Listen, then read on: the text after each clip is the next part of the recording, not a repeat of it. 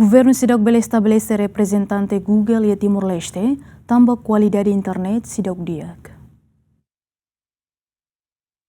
Antes ni governo Timor-Leste lihusi Secretaria Estado de Comunicação Social no Ministério do Transporte e Comunicação, halo ela esforço de buka dalang atau estabelecer representação Google e Timor-Leste, mas beto agora se dá o que realiza Secretário de Estado de Comunicação Social Expedito Dias Jimenez atedan processo estabelecimento lao hela, mas be critério rua mak precisa cumprir makanesan internet nebe tem que velocidade lais, no mos literacia digital nian. Nela OSECOMS, né? Portanto, a Secretaria de Estado de Comunicação Social, serviço muito com o Ministério de Transportes e Comunicações.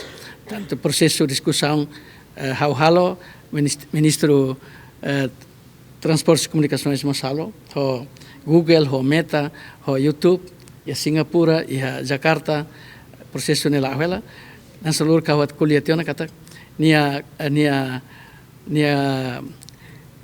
principal rua atau bele hetan idane ida maka tinggi iha internet dan velocidade makas.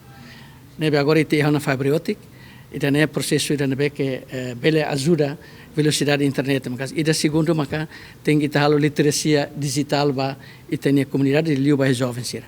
Idane Secretaria de Estado de Comunicação Social o Conselho Imprensa halo literacia digital mediática ba colega sira, liu ba jovens sira município sira, o insama ita usa internet hodiak. Tanto processo nela, tanto ita labele tambot ne complexo atalo que representação YouTube, Google, né precisa discussão e precisa facilidades nebe, liu facilidades de infraestruturas de internet, comunicação ne tem diak. Também maka agora governo halo ela.